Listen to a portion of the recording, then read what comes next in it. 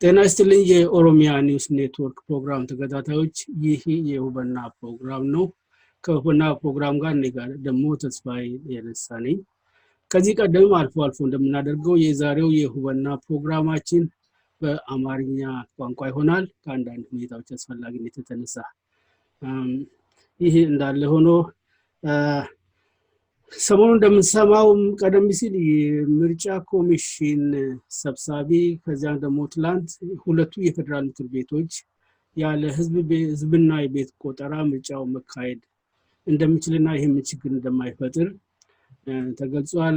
እና ይሄ በእውነቱ ያለፉትን 27 እና 8 ዓመታት ያየናቸው ሁኔታዎች ካሳለፈችው ኢትዮጵያ ውስጥ ምን ያክል አዎንታዊነት ይኖረዋል፣ ምን ያክል ትርጉም ይኖረዋል፣ የዚህ አይነቱ ውሳኔ አግባብነት ያለው ውሳኔ ነው ወይ የሚለውን ለማየት ከዚያም ደግሞ ከሰሞኑ ከተለያዩ አቅጣጫዎች የአንዳንድ ከተሞችን ዲሞግራፊ ለመቀየር ሴራዎች እየተሰሩ ነው የሚሉ ክሶች ይደመጣሉ። በአብዛኛው ከአሃዳውያን ካምፖች አካባቢ እነዚህም ደግሞ ያተኮሩት በአብዛኛው ኦሮሚያ ውስጥ ባሉት ከተሞች ላይ ነው፣ ከፍንፍኔ ጀምሮ ማለት ነው። በሶስተኛ ደረጃ ደግሞ ሰሞኑን እንደምናየው በተለይ በዚህ ሳምንት እየተባባሰ የተጠናከረ የመጣው የኦሮሞ ተወላጆችን የማፈንና የማሰር እርምጃ በዛሬው ሁኔታ ላይ ሆነን ወዴት የሚያመራን ይሆን የሚሉትን እና ከነዚህም ጋር የተያዙት አንዳንድ ነጥቦች ለማየት አንድ እንግዳ ይዘን ቀርበናል። እንግዳችን በተለይ ለኦሮሚያ ኒውስ ኔትወርክ አድማጮች እንግዳ አይደሉም። ዶክተር ጊዛachoo ተፈራ ቴessoo ናቸው። በተለያዩ ጊዜያት በዚህ ኦንላይን ላይ የቀረቡ በተለያዩ ጉዳዮች ላይ ካላቸው የግንዛቤ ክምችት ሲያካፍሉ ቆይተዋል። ዶክተር ጊዛachoo የኢትዮጵያን ፖለቲካ በአጠቃላይ የኦሮሚያንም የትግል ፖለቲካ በሚገባ የሚያውቁ ከኢህአዴግ ጋርም ሰርተው የሚያውቁ እና በየጊዜው በአገሪቱ ውስጥ የሚታዩት ሁኔታዎች ደግሞ በቅርበት የሚከታተሉ ናቸው። እና ከዚሁ በመነሳት በቂ ሊያካፍሉ የሚችሉ በቂ ግንዛቤ አላቸው። ምን ነው እየደጋገምን የምንጋብዛቸው። እናንተ አብራችሁ እንድትቆዩን አብረን እየጠየቅናችሁ ወደ ውይይታችን እናልፋለን። ዶክተር ጊዛachoo እንግዲህ እንደነካካውት ቀደም ሲል ከሳምንት በፊት መሰለኝ የምርጫ ኮሚሽን ሰብሳቢ ወይዘሪት ብርቱካን ሚደቅሳ ናቸው ጋዜጠኞች ሲጠይቋቸው እስከዚህ ማሳሳቢ አይደለም የህዝብና የቤት ቆጠራ ጉዳይ፣ እኛ የምንፈልገው ያው ምርጫው ሊካሄድ ሲል ነውና ተመዝገቡ እንላለን። ስለዚህ የህዝብና የቤት ቆጠራው ተካሄደም አልተካሄደም አሳሳቢ አይደለም፣ ምርጫው ይካሄዳል አሉ። ትላንት ደግሞ እንግዲህ በእኛ አቆጣጠር ትላንት ነው ሁለቱ የፌደራል ምክር ቤቶች የህዝብ ተወካዮችና የፌዴሬሽን ምክር ቤት በጋራ ሆነው እንደመከራከር እንደመጨቃጨቅ ማድረግ መጨረሻ ላይ የህዝብና የቤት ቆጠራው ባይካሄድም ጉዳቱ እስከዚህም ነው። እናም ቆጠራው ሳይካሄድ ምርጫው ሊካሄድ ይችላል በሚል በድምጽ ብልጫ ወስነዋል። እንግዲህ ባለፉት 8 ዓመታት እንደምናየው እስከዛሬ ድረስ ከሚቀርቡት ጥያቄዎች አብዛኞቹ የፍትህ መዛባት ጥያቄዎች ናቸው። ሁሉን አቀፍ የፍትህ መዛባት ባጭሩ እንደው ጥሩ የሆነ ምሳሌ ወይም ማብራሪያ ለማስቀመጥ በፌዴሬሽን ምክር ቤት በተለይም የህዝብ ተወካዮች ምክር ቤት ውክልናን እንኳን በተመለከተ በጣም የተዛባ አመዳደብ የነበረበት ነው።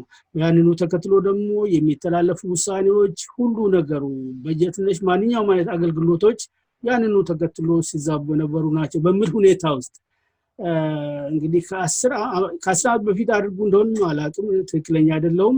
አሁንም የህዝብና የቤት ቆጠራ ሳይካሄድ ምርጫ እናካሄዳለን ብሎ ተስማምተዋል። ይሄ ምን ያህል አግባብነት አለው? እንግዲህ እንደሚታወቀው የህዝብ ቆጠራ ለአራት ዋና ዋና ጉዳዮች ነው የሚጠቅመው። ለብዙ ነገሮች ለሪሰርች፣ ለቢዝነስ፣ ለተለያዩ ኢኮኖሚና የማህበራዊ ጉዳዮች ዳታ ማሰባሰብ ላይ ጥቅም ይኖረዋል። ግን ከነዛ ዋናዎቹ አንደኛ የቅድም እንደተቃቀስከው በተለያዩ ደረጃ የመንግስት ተወካዮችን እና የምክር ቤቶችን ተወካዮችን የመላክ እንደ ብዛቱ ይወሰናል። ብዛት ያለው ህዝብና የት አካባቢ ያለው ህዝብ ምን ያህል ህዝብ እንዳለው ተወስኖ በዛ መጠን ነው የሚላከው። በእኛ ሀገር እንደሚወሰነው በጉልበት ወይም በድንገት ዲክታተሮች ያደረጉት ነገር ነው። ከዚህ በፊት ይህን ያህል ኦሮሞ፣ ይህን ያህል አማራ፣ ይህን ያህል እንደዚህ ተብሎ የተሰጠው ወይም በፓርቲ ደረጃ ዝም ብሎ በጉልበት አብላጫውን ቁጥር ዝም ብሎ የተወሰነ ነገር ነው እንጂ በህዝብ ብዛትና ባለው ተወካይ ባለው መጠን ላይ የተመረኮዘ አልነበረም። ያንን ማስቀጠል ማለት ስህተት የነበረውን ይሄ ነጥብ ዝም ብሎ በጭፍን እንዳይመስል አንድ ምሳሌ ልጥቀስልና በግልጽ የሚታወቅ በተለያዩ ግዛትም የተነሳ የኦጋዴን ክልልና የትግራይ ክልል ከህዝብ ቁጥር አኳያ የሚመጣጠኑ አይነት ናቸው። ወደ 6 ሚሊዮን አካባቢ ሁለቱ። ግን የህዝብ ተወካዮችና የፌዴሬሽን ምክር ቤት ተወካዮች ሲታይ ቢያንስ በአንድ ሶስተኛ የትግራይ ተወካዮች እንደሚበልጡ እንደማስታውሰው ከሆነ የትግራይ ወደ 35-36 አካባቢ የኦጋዴኖች ደግሞ ወደ 25-26-27 አካባቢ የዚህ አይነት ልዩነት አለ። ለምሳሌ እነዚህን እንኳን ለማስተካከል በማይችልበት ሁኔታ ምርጫ ዝም ብሎ ይካሄድ ለማለት ይቺን ያዝና አንተ ሐሳብን ቀጥል። እንደዛም ሆኖ እንደዛ አይነት ነገሮች አሉ። እውነት ነው። እንደገናም ከዛ ወደዚህ የህዝብ ቁጥር እየጨመረና የተለያየ ብዛት ያለው ህዝብ ይጨምራል። በፊት ምርጫ ለመምረጥ ያልበቃ ዜጋ አሁን ለምርጫ ለመምረጥ በእድሜ ያድግና የመምረጥ የመመረጥ መብቱ የማግኘት እያደገ ይሄዳል። እድሜ ሽፍት እያደረገ በሄደ ቁጥር እየጨመረ በሄደ ቁጥር በዛ የህዝብ ብዛቱ የመራጩና የተመራጩ ብዛት ይለያል። ይሄንን ማወቅ አስፈላጊ ነው። ሁለተኛ አዳዲስ ሪዲስትሪክቲንግ ይሉታል። አዳዲስ ለምሳሌ ያህል ከዚህ በፊት በስቴት ሁድነት ያልተያዙ ራሳቸውን በራሳቸው ማስተዳደር የሚፈልጉ ብሔሮች ብቅ ብለዋል። እነሱ ምን ያህል ህዝብ አላቸው፣ የት ነው የሚደርሱት፣ የት አካባቢ ነው የሚለውን የነሱን መኖሪያ ቦታ ቴሪቶሪ የማካለል ሁኔታም ያስፈልጋል። የመራጮችም ቴሪቶሪ የት እንዳሉ ማወቅ ያስፈልጋል። ሶስተኛው የዲሞግራፊክ ዴታ ነው። ዲሞግራፊክ ዴታ ደግሞ አንድ ሀገር በተለያየ ጉዳዮች ላይ ይጠቀምበታል፣ ኢኮኖሚና ማህበራዊ ጉዳዮች ላይ። አራተኛው ዋናው ነገር የመንግስት ሪሶርስ፣ ገንዘብ፣ እርዳታ፣ በጀት፣ እነዚህ የመሳሰሉትን ነገሮች በዛ ላይ ተመርኩዞ ነው መንግስት ማከፋፈል ያለበት ማለት ነው። ጀኒውን በሆነ መልኩ ወይም ደግሞ እኩል አንዱ ባልተጎዳ መልኩ ማለት ነው፣ ባልተሳባ መልኩ እኩል ሪዲስትሪቢዩት የማድረግ የማከፋፈል ሁኔታ ይኖራል። እነዚህ ነገሮች እያሉ አንድ በዛ ሀገር ላይ ትልቁ ጉዳይ የማንነት ጉዳይ ነው ያለው። የማንነት ጉዳይ ደግሞ በቋንቋው ላይ፣ በዘር ላይ፣ በማንነቱ ላይ የተመሰረተ በባህሎች የተለያዩ ባህሎች ላይ የተመሰረተ ዲስትሪክት አሰራርና ሁሉም ነገር አስተዳደር ላይ የተመሰረተ ነው የሚኖረው። ምክንያቱም እዛ ሀገር ላይ የማንነት ጉዳዮች በኢኮኖሚክ ስታተስ፣ በክላስ ስታተስ፣ በመደብ ጀርባ ወይም በተለያዩ ነገሮች ላይ የተመሰረቱ ማንነቶች ሳይሆኑ ለምሳሌ አንዳንድ ቦታ ላይ በሃይማኖት ማንነት ይኖራል በአንዳንድ ሀገሮች ላይ በክላስ ላይ የተመሰረተ በመደብ ላይ የተመሰረተ የማንነት ጉዳይ ይኖራል እኛ ሀገር ግን ዋናው ማንነትና ዋናው የአስተዳደር የቋንቋ የባህል ጉዳዮች አሉት በማንነት ላይ የተመሰረቱ ነገሮች በቋንቋዎች በባህሎች እና በህዝቡ አሰፋፈር ላይ የተመሰረተ ነገር ነው ይሄ ነገር መታወቅ ያለበት ጉዳይ ነው ይሄ ችግር እንደሚያስከትልና ወይም ደግሞ ጥቅም እንዳለው ሲታወቅ ሙሉ መታለፉ ተገቢ ያልመሰለኝ ጥሩ ለነገሩ እንግዲህ ውይይታቸውን እንደተከታተል ነው በተለይ የትላንቱን የምክር ቤቶች ውይይት ስንከታተል በጣም የሚገርም ነገር ምርጫዎቹን ባሉበት ቦታ በሰፈራ ጣቢያዎችም በድንኳኖች ውስጥም ማካሄድ እንደሚችሉ ቆጠራን ግን በዚያን ዙሪያ ውስጥ ማድረግ እንደማይችሉ የተገለጸው እንደምንረዳ ከሆነ ደግሞ ተፈናቃዮች በአብዛኛው እንግዲህ በጣም በአገሪቷ ታሪክም ከፍተኛ ቁጥር የተባለው አብዛኛው ከክልላቸውም ውጪ ነው ያሉት እና ባሉበት ሁኔታ ተመዝግበው ድምጽ እንዲሰጡ ሲደረግ ምን ሊሆን ነው ይሄ ነው ምን ያህል አግባብነት አለ የሚባለው በእውነቱ በአጠቃላይም ደግሞ የእስከዛሬዎቹ ቅሬታዎች አሁን በተለይ ከለውጡ ወዲህ ደግሞ በተገኘው አጋጣሚ ሁሉ የሚቀርቡት ቅሬታዎችም የፍትህ መጓደል ቅሬታዎች ናቸው ለዚህ ነው ችግሩ ግን እንግዲህ ምናልባት ወደ ዋናው ነገር ይመልሰናል እዚህ ላይ እንደምትል ወይ ደግሞ የምትለው ነገር እንዳለ አላቅም እንጂ በአጠቃላይ ይሄንን የለውጥ ጊዜ በኢህአዴግ አገላለጽ ማሻገር የሚሉትን የለውጥ ጊዜ ኢህአዴግ ራሱ እንዲመራ ከማድረግ የመነጨ ሳይሆንም አይቀርም ምክንያቱም እንግዲህ አየን አሁን የምርጫ ኮሚሽን ሰብሳቢውንም ጠቅላይ ሚኒስትሩ ናቸው አምጥተው ያስቀመጡት አሁን የተጓደሉ የምርጫ ኮሚሽን አባላት የሚባለውንም ራሱ ምክር ቤቱ አቅርቦ ነው ምክር ቤቱ ማን እንደሚያቀርበው በርግጥ አላቅም ግን ለምክር ቤቱ ቀርቦ ጸድቆ በራሱ በኢህአዴግ ምክር ቤት ማለት ነው በዛ አይነት ሁኔታ ይካሄዳል እንግዲህ ይሄን ሲታይ ከዚህ በፊት ካየናቸው እንግዲህ 5 ምርጫዎች ናቸው በኢህአዴግ ዘመን የተካሄዱት 100% የስሙላ ምርጫዎች ናቸው ከማሳውሳቸው ኬዞች 2 አሉ አንድ ሰው 5ቱንም ዙር ከአንድ ከተማ ለአንድ ወረዳ ተወካይ ሆነው መቅረባቸው ነው መምጣታቸው እና መጨረሻ ላይ ህዝብ እንደ ፌዝ ጀመረ እንደ ቀልድ ይሄ ከተማ ከዚህ ሰው ውጪ ሌላ ሰው ማፍራት አልቻለም ወይ የሚል ከትላንት ወዲያም ደግሞ ምክር ቤት ዝም ብዬ ስከታተል አንድ በ1993 ጊዜ የተመረጠ እስከዛሬም እየተመረጠ እዛ እንዳለ አየው ነው ከመጣውበት አካባቢ እና የዚያቶቹ ናቸው ምናልባትም ኢህአዴግ የተሰጠውን አጋጣሚ እንግዲህ ሁሉም ይሁን ብሎ የሰጠውን አጋጣሚ ተጠቅሞ ያስለመደውን ለመቀጠልም እየተዘጋጀ ይሆን ወይ እዚህ ላይ ነው ከፍተኛው ስጋት የሚመጣው በዚህ ላይ የምጨምረው ነገር ካለ ጨምራለህ አለዛ ወደሚቀጥለው ልለፍና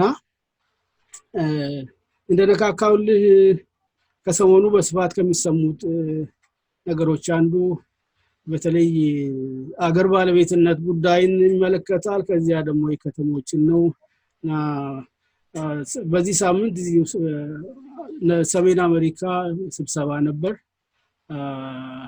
ሻለቃ ዳዊት ወልደ ጊዮርጊስ የሚባሉት ኢትዮጵያ ወዴት በሚል ስብሰባ ላይ እናገራሉና የከተሞችን ዲሞግራፊ ለመቀየር ሴራዎች እየተሰሩ ነው አሉ ከዚያ ቀጥሎ ከአንድ ነው ከሁለት ቀን በኋላ ደግሞ ዶክተር ብርሃኑ ነጋ የአዲሱ ኢዘማ መሪ እንዲሁ ስብሰባ ነበራቸው ዲሲ እሳቸውም ደግሞ ይህንኑ የከተሞችን የባለቤትነት ጥያቄ አስመልክተው ሲናገሩ የዚህ አይነት ጥያቄዎች የእብደት ጥያቄዎች ናቸው በምሳሌነት የፍንፍኔን ወይም አዲስ አበባና የድሬዳዋን በማንሳት ዶክተር ግዛቸው በእውነት የአካባቢዎችን ዲሞግራፊ መቀየር ሴራ ከዚህ በፊት ነበረ ወይንስ ዛሬ የሚያጨቃጭቁን የሚያፋጁንን የከተሞች የበላይነት ጥያቄ ራሱ የፈጠረው ምክንያት የሆነው ምንድነው?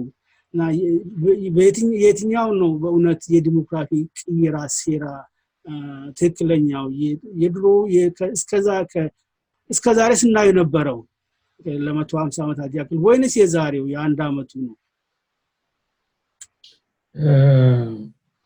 ከዚህ በፊት ያው እንደሚታወቀው ዲሞግራፊክ ቼንጅ የሚባለው አንደኛ በሪሴትልመንት ፕሮግራም መልሶ የማስፈር ሁኔታ ማለት ነው። ነባሩን ህዝብ አፈናቅሎ ወይም ደግሞ ነባሩን ህዝብ ማይኖሪቲ ለማድረግ በላዩ ላይ የሚሰፈሩ ሰፈራዎች አሉ። ይሄ ከድሮ ጀምሮ ሲደረግ የነበረ ነው። ከነ ዮሐንስ ጀምሮ ከነ ምኒልክ ጀምሮ ከኃይለ ሥላሴ ጊዜ ጨምሮ በደርግ ጊዜ ጨምሮ ሰፈራ ስክሰጋ እየተባለ ሲደረግ የነበረው እነዚህ በሙሉ የነባሮቹን ባህልና ቋንቋ ወይም ማንነት እንዲጠፋ መንገድ ከፍቷል። ብዙ ብሔረሰቦች ጠፍቷል። በዚህ ሁኔታ በዚህ ተጽዕኖ ውስጥ አንድ ብሔረሰብ የሃይማኖቱም ቋንቋውም ስሙም ማንነቱም ያንዱን የበላይነት ያለውን ባህልና የበላይነት ያለውን ቋንቋ እንዲመስል አድርጎ ሁሉንም የማስፈር እንደገና ደግሞ ካሰፈሩን በኋላ ነባሩን ህዝብ አደህይቶ የሰፋሪውን የኢኮኖሚክ ስታተስ ከፍ ማድረግ ነው ያለው። ይሄ የታወቀ ነገር ነው። ዛሬ የተጀመረ ነገር አይደለም። ለምሳሌ ያህል በንጉስ ተክለ ሃይማኖት ጊዜ ሰፈራ በስፋት ተወሮ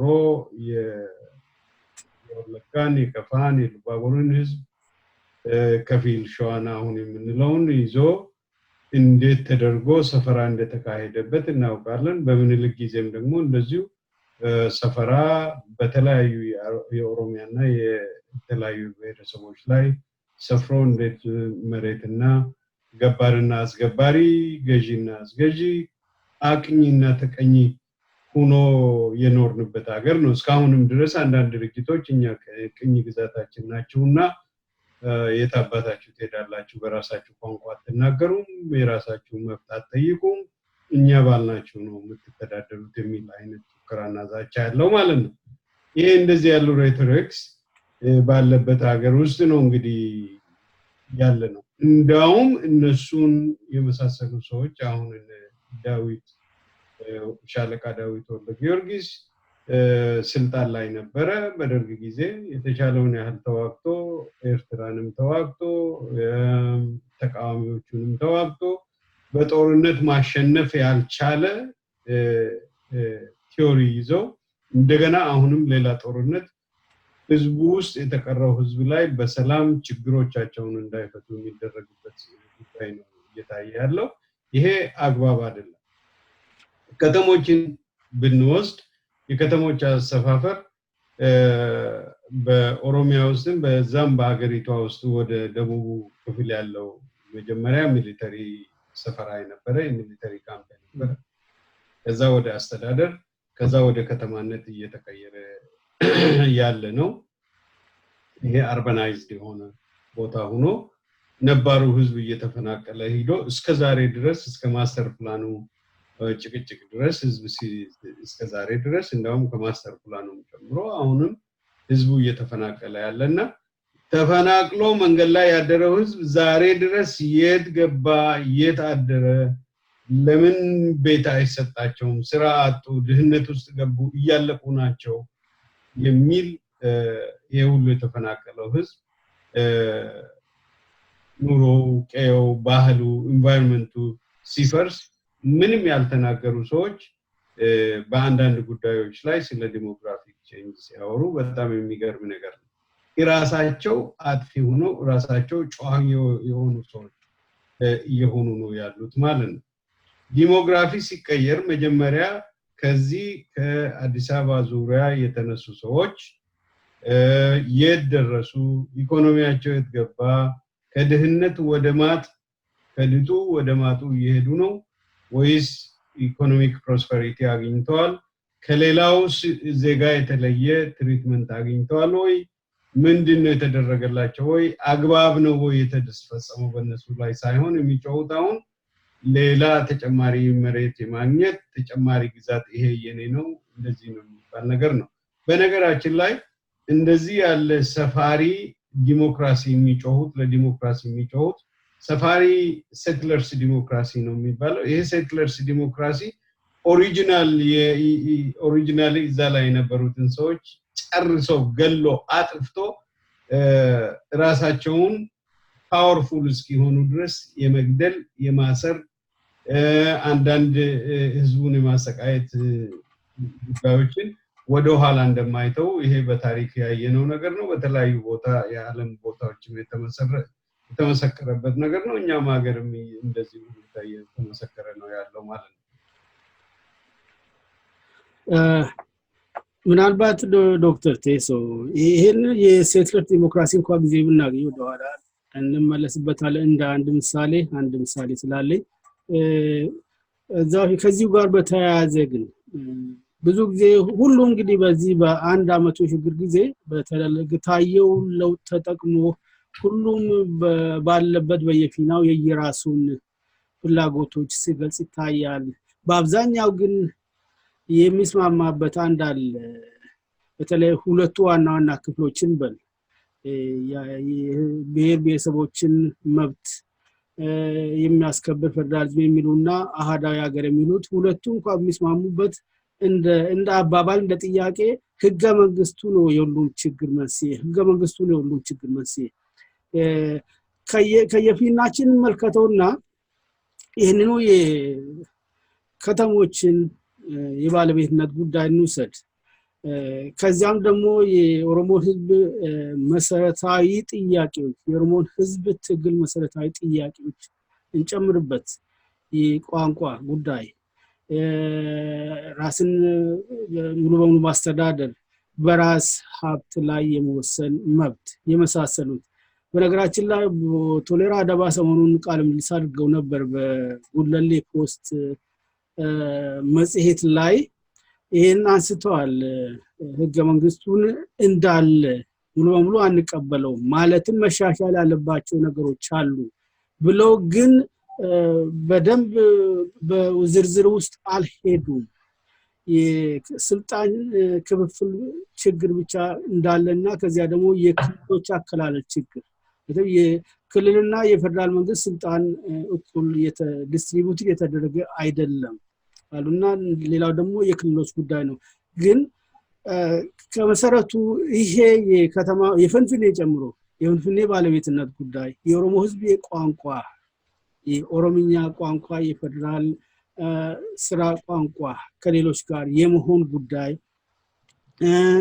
ሀብቶችን የተፈጥሮ ሀብቶችን የመቆጣጠር ጉዳይ ነው ውሃን ከከርሰ ምድር ከገጸ ምድር የሚወጡትን ሁሉ ከዚያ የሚመነጩትን የመብራት አይነቶችን በሌላው አገር እንደምናየው ዲሞክራሲ አይነት በተለይ ሰሜን አሜሪካ በተለይ ካናዳ ይሄ ከመሰረቱ በህገ መንግስቱ ውስጥ በግልጽ መቀመጥ አልነበረበትም እናም የህገ መንግስቱ መሻሻል ነገር ሲነሳ አሁን ይሄ እነዚህ ዋና አጀንዳዎች ቀርበው ሆኖ መቅረብ አልነበረባቸውም አይኖርባቸውም ወይ ይሄስ መቼ ነው ዝም ብሎ በጭፍኑ ወደ ምርጫ እንግባ እየተባለ ባለበት ሁኔታ ውስጥ ምን ይመስላል ምናልባት ይሄ ሽግግር መንግስት ምናለ አዲስ መንግስት ኖርማሊ ዲክታተሮችን ተከትሎ የሚመጣ ወይም የሬጂም ቼንጅ ሳይመጣ የሚመጣ መንግስት ብዙ ጊዜ ከበፊቱ መንግስት የበለጠ ዲክታተር ሊሆን የሚችልበት ሁኔታ አለ ከበፊቱ የበለጠ መንግስት የበለጠ ገዳይና ጨፍጫፊ ሊሆን የሚችልበት አጋጣሚዎች ቀላል ናቸው ይሄ መንግስት ወደዛ ሊሸራተት የሚችልበት መንገድ አለ በሌላ በኩል ይሄ የህገ መንግስት ጉዳይ ቀኖናና ወይም ደግሞ የማይቀየር ወይም እንደ በሃይማኖት መጽሐፍት አንድ ተጽፏልና በዚህ እመኑ ብቻ የሚል የለም። ይሄ ህገ መንግስት ተሻሽሎ የህዝቦችን ጥያቄ በጊዜው በተፈለገበት ሁኔታ እንደየሁኔታው ተቀያይሮ ሲጨመር ተጨምሮ አሜንድ ተደርጎ ማለት ነው ተጨማሪ ማሻሻያዎች ተደርጎላቸው የህዝቦችን መብትና ጥያቄዎች እየመለሰ ኢንተርቴን እያደረገ ማይሄድ ከሆነ የህዝቦች ትግል እየቀጠሉ ይሄዳሉ። የህዝብ ትግል በተጣጣፈ ቁጥር ደግሞ ይሄ የአንድነት ሁኔታ ጥያቄ ውስጥ ይገባል ማለት ነው። በተለይ አሃዳውያን የሚሉት ሰዎች አንድ ነን የሚለውን እንጂ ልዩ ነን የሚለውን ነገር አያነሱ። ልዩነቱን ካላቻቻልን ደግሞ አንድነቱ ሊኖር አይችልም። አንድ ሁለተኛ አንድ ነን የሚሉት ሰዎች በግድ ኢምፖዝ የሚደረግ አንድነት ብቻ ግዴታ እንደሆነ አድርገው ይወስዳሉ። አይ ይሄ አንድነት ካልሰራ ይሄን አንድነት ማፍረስ መብት እንዳለኝ አይገነዘቡትም። ይሄ አንድነት ሁሌ እየገደለኝ ሁሌ እየጨፈጨፈኝ መንግስት በመጣ ቁጥር መንግስት በሄደ ቁጥር ኦሮሞን እየጨፈጨፈ ወይም ሌላውን ህዝብ እየጨፈጨፈ ቅማንቱን እየጨፈጨፈ ያናሳውን ልዩ ብሔረሰብ የመብት ጥያቄ ጠየቁትን ብሔረሰቦች እየጨፈጨፈ አንድ ነን ሊል አይችልም በጭራሽ። ይሄ አንድነት ይሄ ሁኔታ መፍረስ ያለበት ጉዳይ ነው። ይሄ አንድነት አስፈላጊ አይደለም።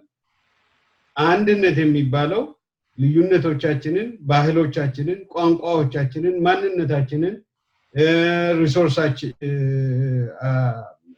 ይዞታችንንና ያለንን ንብረቶቻችንን አቻችለን አንድ የመሆን የመተባበር ጉዳይ ሲኖር ብቻ ነው። ይሄ የመተባበር ጉዳይ በሌለበት ቦታ ላይ ይሄንን ነገር ማድረግ በማይቻልበት ሁኔታ ውስጥ አንድነት ሊቀጥል አይችልም። ኮንስቲቱሽኑም በዛው ባፈጀው ኮንስቲቱሽን ሊቀጥል አይችልም ማለት ነው። ብዙ ጊዜ ችግር የሚያመጣው ይሄ ነው። የመለወጥ ሰው ሹመተኞቹ ተለውጠዋል፣ ህጉ አልተለወጠም፣ ሲስተሙ አልተለወጠም። የፓርቲው ጉዳይ እዛው ነው ያለው፣ ዲክታተርሺፑ እዛው ነው ያለው። ምንድነው የተለወጠው? እንዳይለወጥ አድርገን በአንድ በኩል ህጉ እንዳይሻሻል አድርገን ኮንስቲቱሽኖቹ ህገ መንግስቱ እንዳይሻሻል አድርገን አፍነን ይዘነዋል። በሌላ በኩል እንደፈለግነው እንተረጉማለን። አሁን ለምሳሌ አንዱ የአማራ ክልል ተጠሪ ነው መሰለኝ የኦሮሚያ ልዩ ጥቅም ውሃ ነው ከአዲስ አበባ ላይ የሚያገኘው ብሎ ሲናገር ነበር። ኮንስቲቱሽኑ ያለው ውሃ ነው። ይሄ በነገራችን ላይ ከፌዝም ያለፈ ፌዝ ነው። በእውነቱ በትልቅ ህዝብ ላይ እንደመቀለል ነው። ይሄም ደግሞ ባጭሩ አሁን የተፈጠረ ሁኔታ ነው እንዲናገሩ የፈቀደላቸው ማለት ይቻላል። ይቅርታና ሐሳብን ቀጥል። በኦሮሞ ህዝብ ላይ የቀለደ ይመስለዋል፣ ግን እሱ በኢትዮጵያ አንድነት ላይ የሚቀልድ ነው ሰውየው። ይሄንን አመዛዝነው አልተነሳም።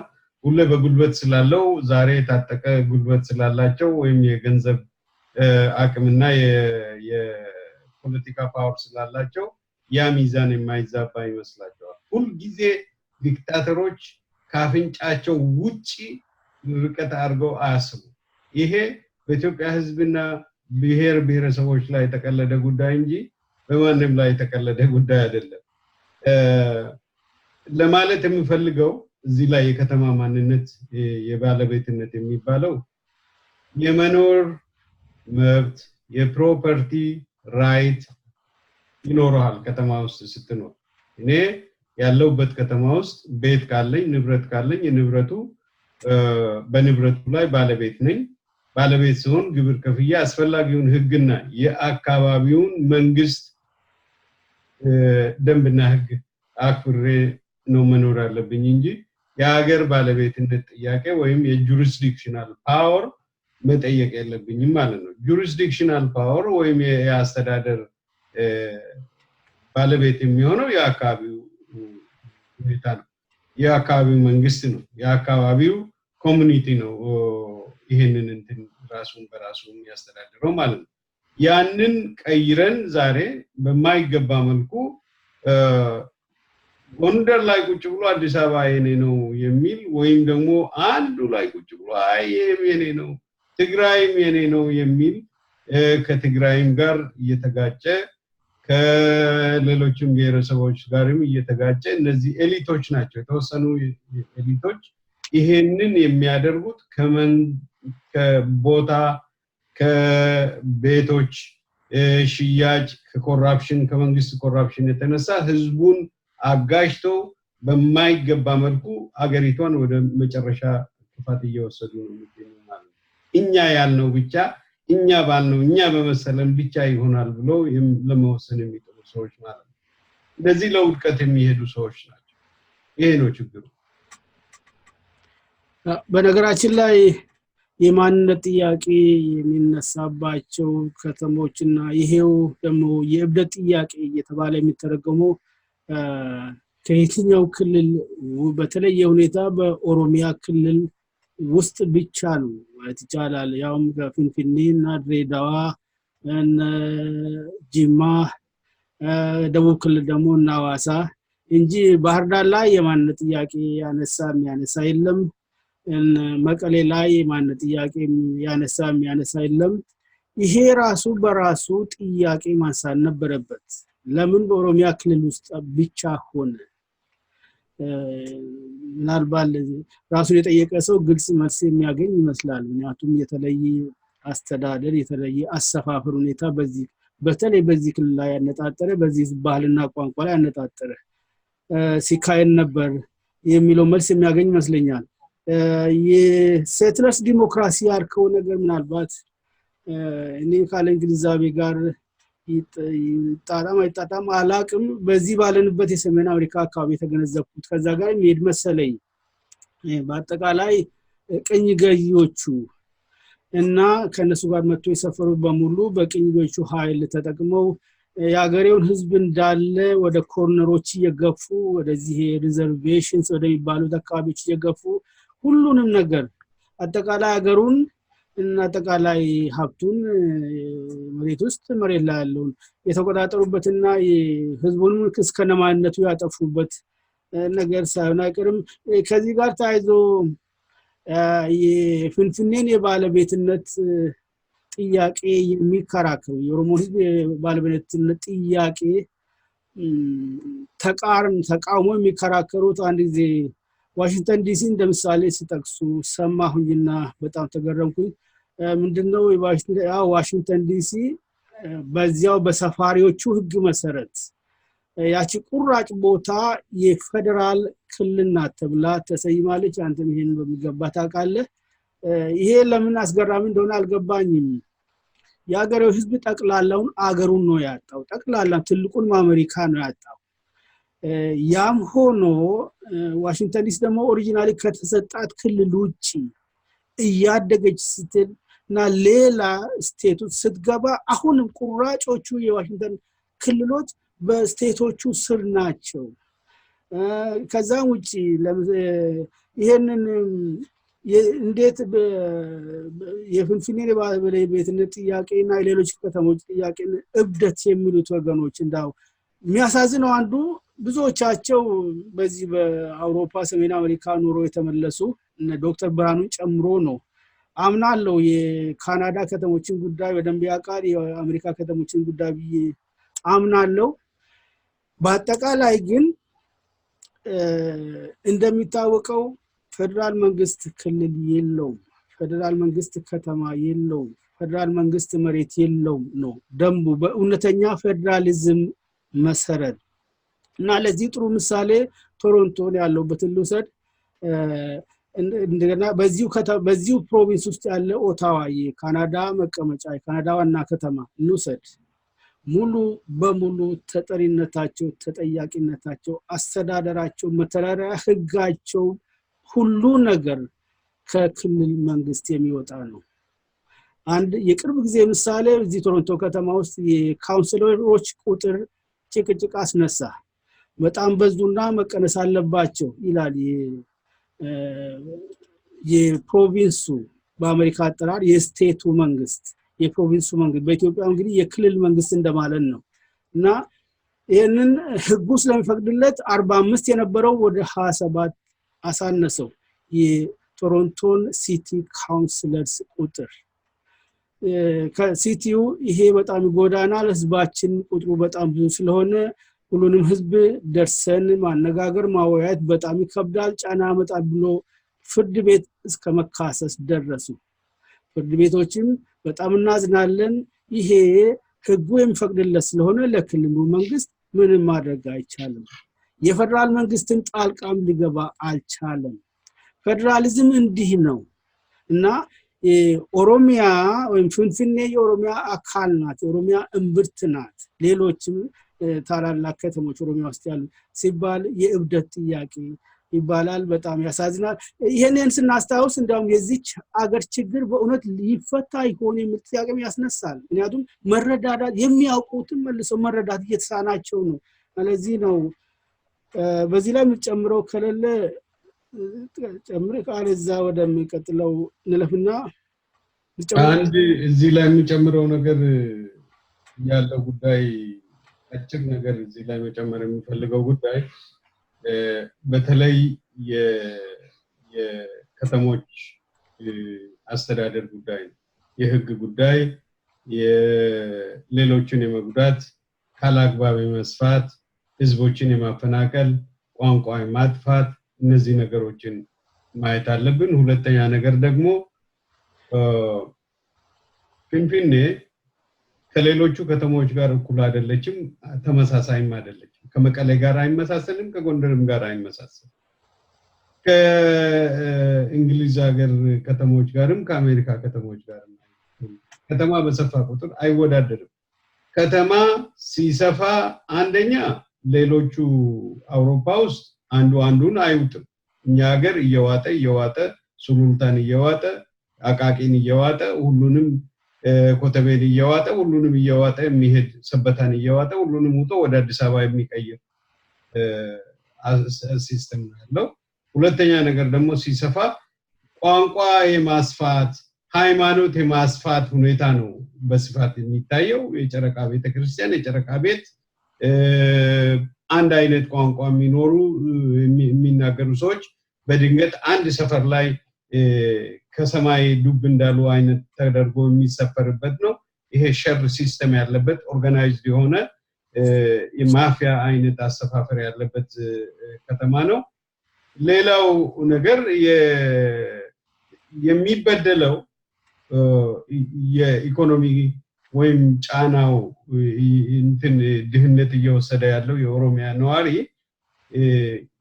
ከተማው እየበከለ ሲሄድ ብክለቱን የመቆጣጠር ስልጣን የለው ስፋቱን የማቆም ዘር እንዳያጠፋ የማድረግ ቆምልኝ የሚልበት መንገድ የለው ዝም ብሎ ተቀብሎ በየአመቱ እየተገፋ በየአመቱ በመርዝ እየተመረዘ ማለቅ እንጂ ሌላ ነገር ምንም ነገር የለውም ማለት ነው በየጊዜው እየተፈናቀለ የሚሄድበት ነገር ማለት ነው ይሄ ደግሞ እነዚህ ሰዎች ሆን ብለው ፕሮግራም አድርገው አውቀው እያጠፉት ያሉ ነገር ነው ምክንያቱም የአያቶቻቸው የአባቶቻቸው የዘረፋ ንብረት አሁንም በእነሱ እጅ ነው ያለው ወደፊትም በእነሱ እጅ ነው የሚቀጥለው የዚህ የጥቅም ጉዳይ የኢንተረስት ጉዳይ የነዛን ኢንተረስት ጉዳይ ከምንልክ ጊዜ ጀምሮ የዚህ የቅኝ አያቶቻችን ያቀኑት ንብረት ብሎ አሁን ኦፊሻል የሚናገሩት የቅኝ ግዛት ጉዳይ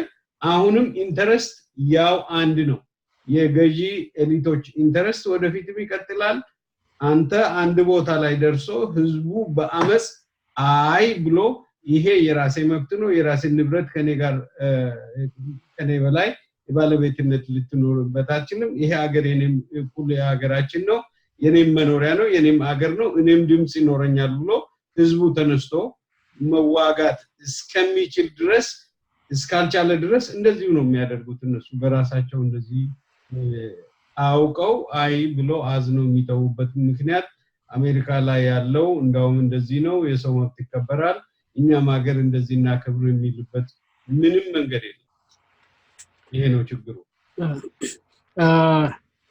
የህገ መንግስቱን ወይ ህገ መንግስቱ የፈጠራቸውን ችግሮች እስካነሳን ድረስ እና አሁንም በህገ መንግስቱ መፈታት አለባቸው የሚሉትን ነገሮች ካነሳን አይቀር እንግዲህ ሌላኛው ትልቁ የኦሮሞ ህዝብ ጥያቄ የኦሮምኛ ቋንቋ የስራ ቋንቋ መሆን ነው። ይሄንንም እንደ ፌዝ ነው የሚመለከቱት፣ እንደ ቀልድ ነው፣ እንደ ትርፍ ነው የሚመለከቱት። ቅድም እንዳሉት ውሃ ያገኛሉ እንዳሉት አይነት ነገር። በዚህ ላይ ምናልባት ፖለቲከኞቻችንን መረዳት የሚገባቸው እንግዲህ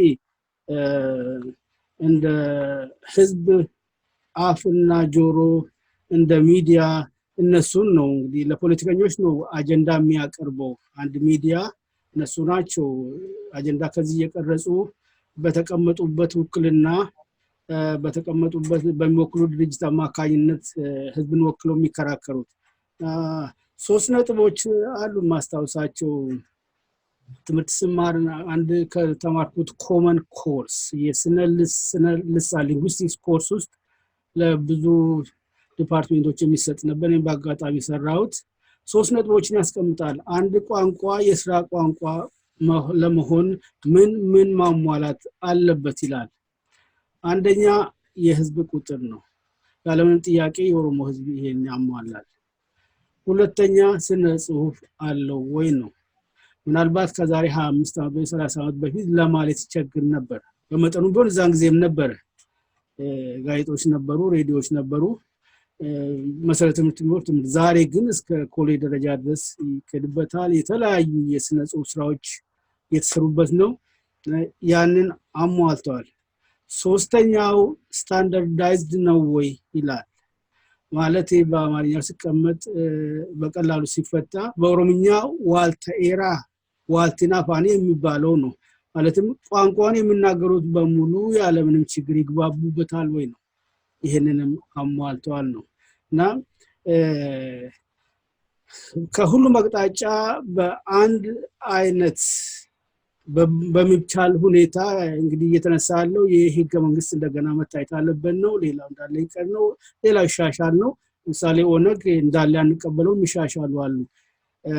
እነዚህ ህገ መንግስቱ ውስጥ ገብቶ ክርክሩ ወይ ውይይቱ ውስጥ ገብቶ ተነስተው በህገ መንግስቱ ውስጥ እንዲካተቱ ቢደረግ የፍንፍኔ እንግዲህ ያየነው ነው። ለ5 ዓመታት ተነሱጣ ተመልሰ ግባ ተነሱጣ በማይባልበት ሁኔታ በህገ መንግስት ይደነገግ የቋንቋው ነገር ጫጫታ አያስፈልግም ነበር።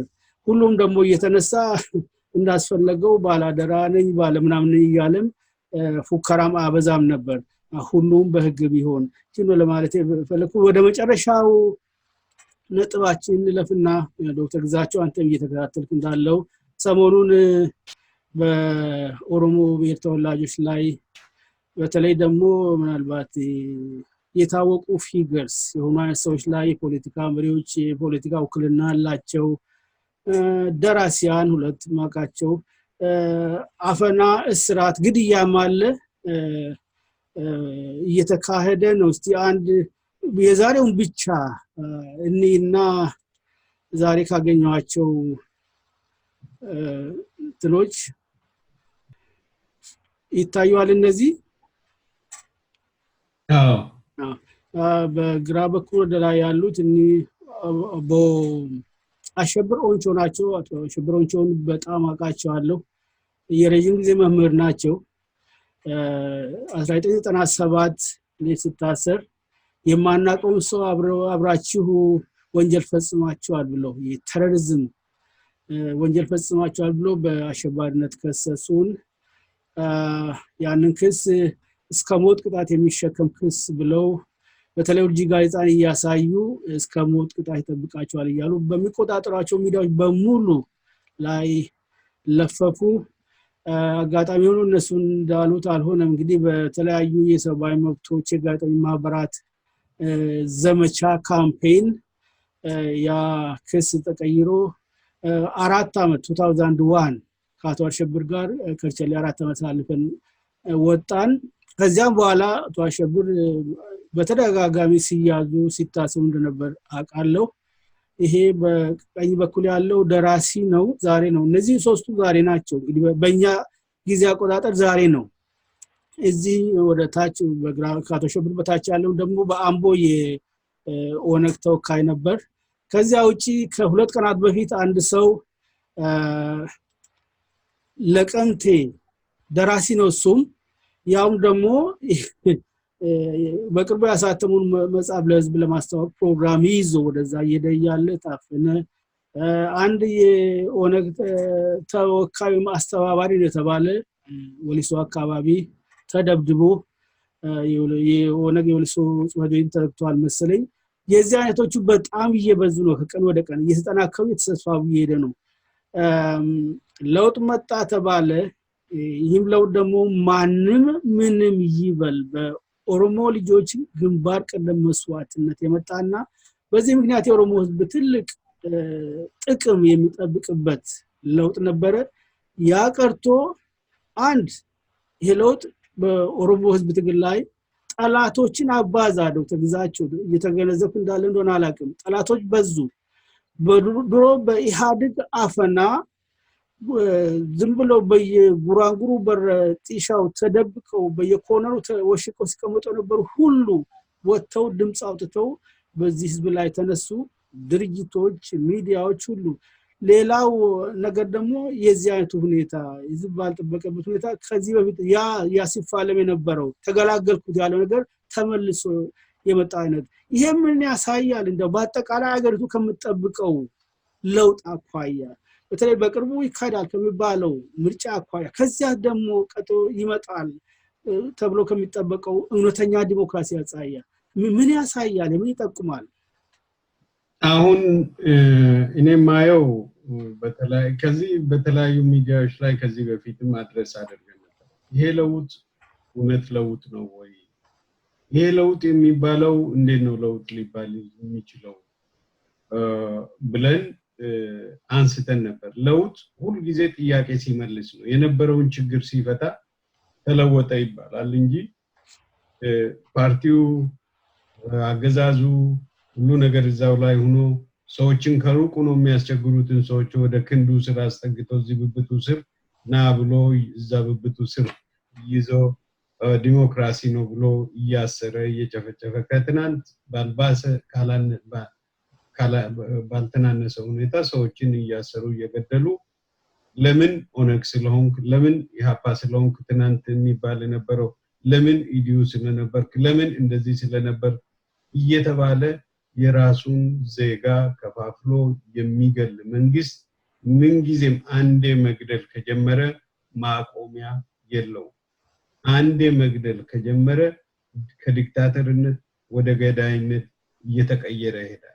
ለምን? ምክንያቱም አንደኛ ነገር ስምምነት ሲደረግ ስምምነቱ ስህተት ነበር። ለምን?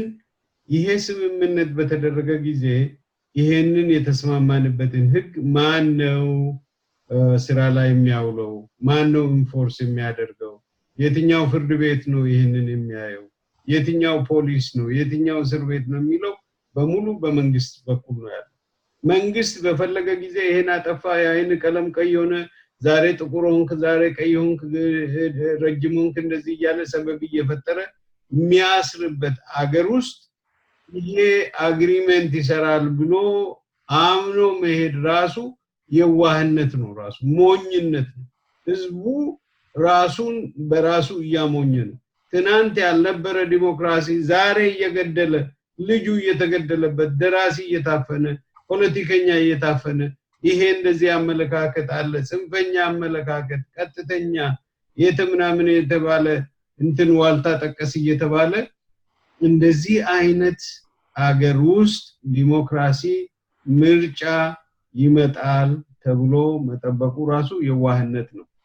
ይሄ ትልቁ ነገር እንደዚህ ሆኖ ሌሎችን እንይስኪ ይሄ መንግስት ከተቀየረ በኋላ እንይስኪ የሆነው አዲስ መንግስት ሲቋቋም ሶስትዮሽ ዋና አደገኛ የሆኑ ነገሮች አሉ። አደገኛ ተብሎ በእንትን ውስጥ የሚታዩት ማለት ነው። ራዲካል ኤሊቶች ተፈጥረዋል፣ አልተፈጠሩም? ተፈጥረዋል። በየቦታው ኤሊቶች አሉ።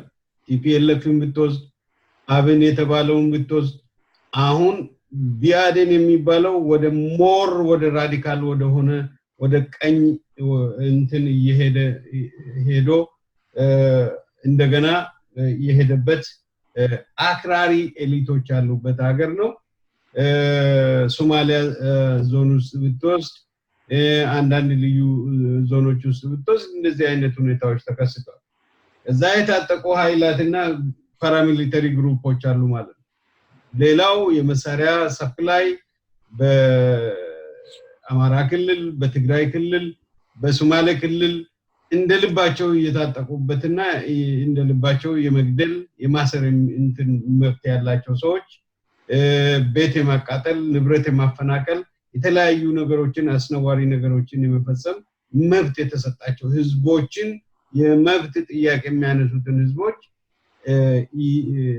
ጭቆና ስራው አረግጠው የማስተዳደር ሁኔታ እየታየ ነው ያለው እነዚህ የታጠቁ ኃይሎች ፓራሚሊተሪ ኃይሎች ልዩ ኃይሎች ናቸው ከመከላከያ ውጪ ናቸው የዋናው መንግስት የሚያዝበት አይመስልም ህዝቡ አዛቸው እንደዚህ ነው በተፈለገ ጊዜ ተነስተው የአንድን አካባቢ ህዝብ እየወረሩ ነው የጉሙዝን ህዝብ ወረዋል በእንትን አካባቢ በቤኒሻንጉል አካባቢ ህፃናት ሳይቀሩ ተጨፍጭፈዋል በወሎ ዛሬም እንደምንሰማው ሰሞኑን እንደምንሰማው የወሎን ኦሮሞ ተነስተው እንደዛ እየጨፈጨፉ ነው በሌላ በኩል ደግሞ የአጋውን ህዝብ የቅማንትን ህዝብ ፍሪ በሆነ መንገዱ እንትን ይያሉ ናቸው የትግራይ ተማሪዎች የኦሮሞ ተማሪዎች በየከተማው እየተጨፈጨፉ ናቸው ይሄ በስፋት ያያየንበት ያለን ሁኔታ ነገር በዛ ላይ ደግሞ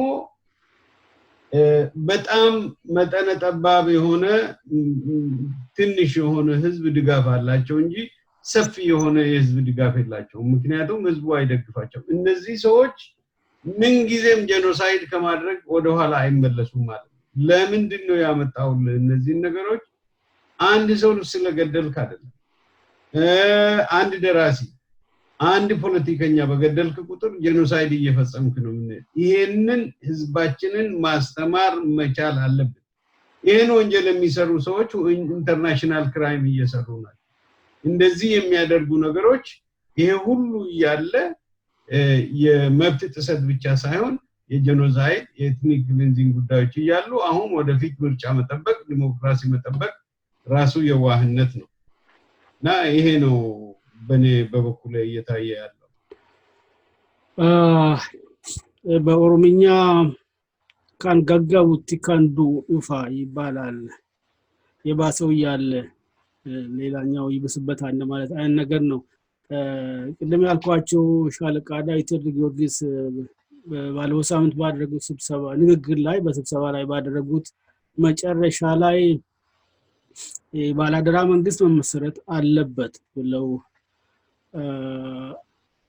ሐሳብ አቀረቡና ይህ ተቀባይነት ከሌለው ትግሉ ይቀጥላል አሉ አስገራሚው ነገር እነዚህ በተለይ ሻለቃ ዳዊትም የኢትዮጵያ አክቲቭ ፓርቲሲፓንት እንደሆነ አውቃሉ በተለያዩ ስብሰባዎች ላይ አያቸዋለሁ ኢትዮጵያው ተካሂደው ላይ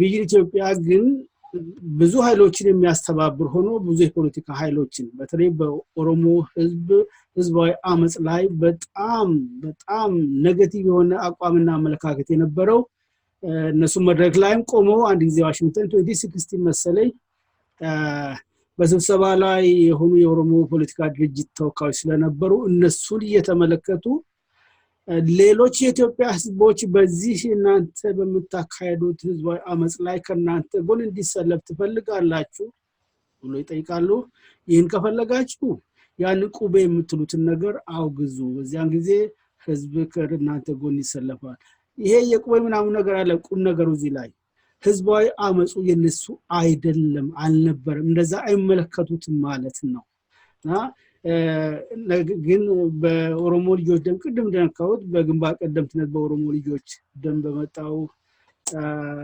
ለውጥ ሁሉም ትንፋሽ ዘርቶ ከነበረበት እየወጣ ሁሉም ዛሬ ጠላት ሆኖ ተሰለፈ በኦሮሞ ህዝብ ነፃነት ትግል ላይ አብዛኛው ደግሞ በተዛባ የፖለቲካ ትርጓሜ በተዛባ የፖለቲካ አጀንዳ ትርጓሜ የኦሮሞ ህዝብ ገንጣይ ነው አገሪቱን ሊበታትን የሚሄድ ህዝብ ነው በሚለው እና ታዲያ ሻለቃ ዳዊት ትግሉ ይቀጥላል ካሉ የኦሮሞ ህዝብስ ትግሉ ይቀጥል ብል ጥፋት ነው ዶክተር ግዛቸው? ለነገሩ ቄሮም ሰሞኑን በተለያዩ አካባቢዎች ተመሳሳይ ህዝባዊ አመጽ እያካሄደ ነው።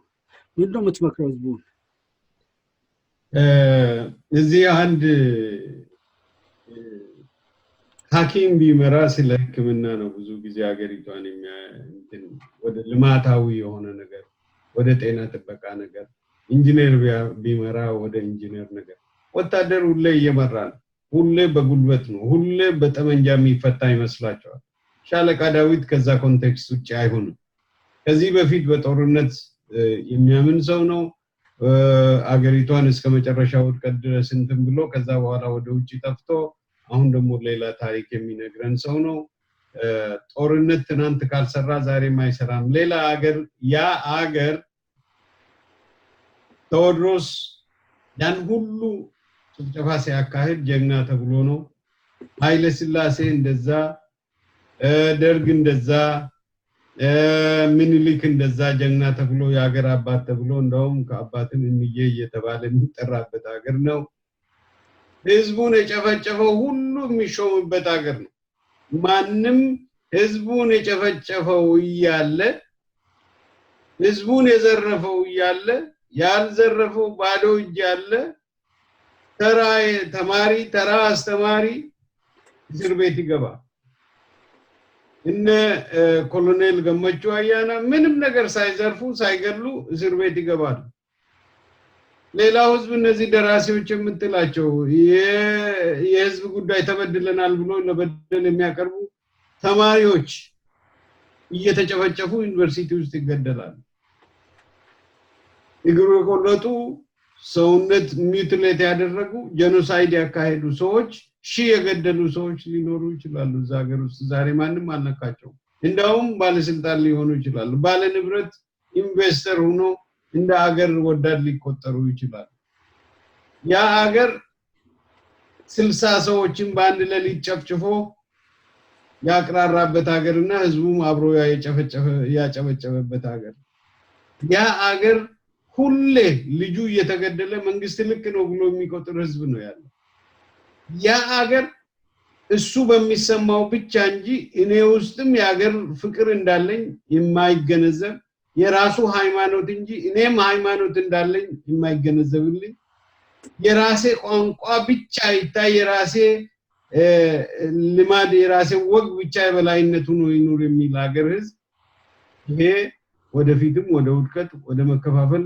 ወደ ኪሳራ የሚሄድ ህዝብ ነው እኒ የከፈለን ከእለት ወደ እለት ኑሮ እየባሰበት ሲሄድ በኃይለ ሥላሴ ጊዜ 350,000 ሰው ተራበ ተብሎ ጉድ ሲባል በደርግ ጊዜ 3 ሚሊዮን በወያኔ ጊዜ 26 ሚሊዮን አሁን ደግሞ የት እንደደረሰ ማናውቅበት ሀገር ድሮ ዘማዶ ጦርነት አለ ሰሜኑ ጦርነት ሲባል በሩቅ የሚታይበት ሀገር ዛሬ በየከተማው በየቦታው ዛሬ ህዝብ በሰላም ወጥቶ መግባት ያቃተበት ሀገር እና እንደ ለምለም ሀገር እንደ ቆንጆ ሀገር እንዳደገች ሀገር የሚቆጠርበት ሀገር ዛሬ ድረስ ኋላ ቀል በሆነ መሳሪያ እየተጠቀመ ያረሰ በእጅ እንትን እያለ የቆፈረ የሚያድርበት ሀገር የራሱ መቀለብ ያልቻለ ሀገር እንደ ለምለም ሀገር እንደ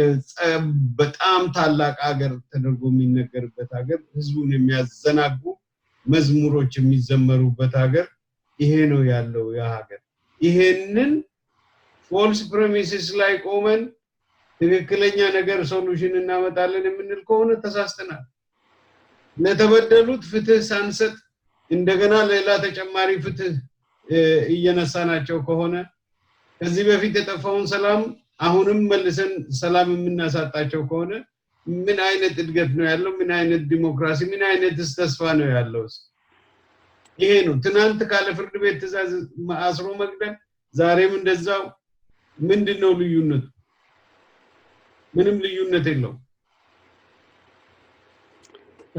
አባጭሩ እንግዲህ ሁሉም ሳይክል ይቀጥላል ማለት ነው አፈናውም ስርዓቱም ግድያውም ቀጠለ ያልታደለ ህዝብ ያልታደለች ሀገር እንግዲህ ሻለቃ ዳዊትም እንዳሉት እንግዲህ እሳቸው እንኳን በተለየ ኮንቴክስት ነው ለኦሮሞ ህዝብ እንግዲህ ያው ቄሮ በተለይ ከሰሞኑ ያሳየ እንዳለው እንቅስቃሴ ያው ትግሉ ይቀጥላል ማለት ነው ለማንኛውም እንግዲህ ደግደጉን ይምረጥ ለዛች አገንዳለን ዶክተር ግዛቸው ለሰጠን ጊዜ በኦሮሚያ ኒውስ ኔትወርክ እና በአድማጮቹ በሙሉ ስም በጣም አመሰግናለሁ ይርስትልን እግዚአብሔር ያቆይልን ላለው በጣም አመሰግናለሁ ስለጋበዛችሁኝ እናንተ ያኔ ከመቶ ዓመት በፊት ባጼዎቹ ግፍ ቢለያዩም ዛሬ ተገናኝተው ተመስገን ያሉ ይመስላል በረዱ ሰኝቶ ከም ጅርታ ምንድን ነጋ ጅርታ ፈያከቲ ምን አልከኝ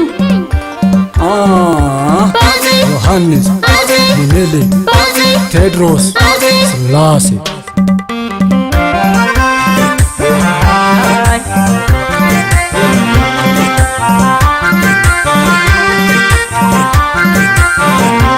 Geesse guyyaan suni magaalee koorabbi faagalaatu guyyaan itti naani yaadele sammuun na boqootu nagaatti finfinne magaalaa meeqa'ee jireenyaa koo firaana wal baara magaalee deemeera yaagootu Geesse guyyaan suni magaalaa meerabbi faagalaatu guyyaan itti naani yaadele sammuun na boqootu nagaatti finfinne magaalaa meeqa'ee jireenyaa koo firaana wal baara magaalee deemeera yaagootu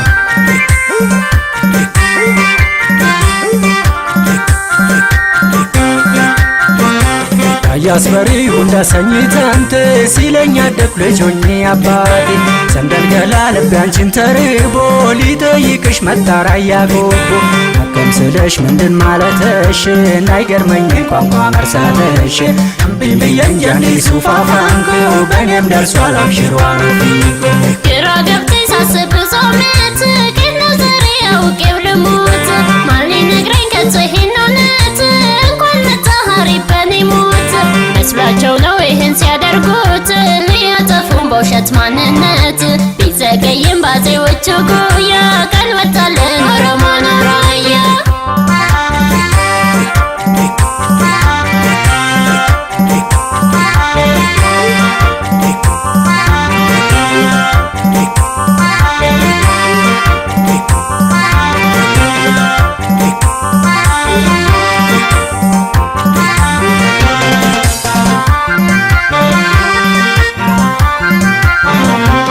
Geesse guyyaan suni magaalee koorabbi faagalaatu guyyaan itti naani yaadele sammuun na boqootu nagaatti finfinne magaalaa meeqa'ee jireenyaa koo firaana wal baara magaalee deemeera yaagootu Geesse guyyaan suni magaalaa meerabbi faagalaatu guyyaan itti naani yaadele sammuun na boqootu nagaatti finfinne magaalaa meeqa'ee jireenyaa koo firaana wal baara magaalee deemeera yaagootu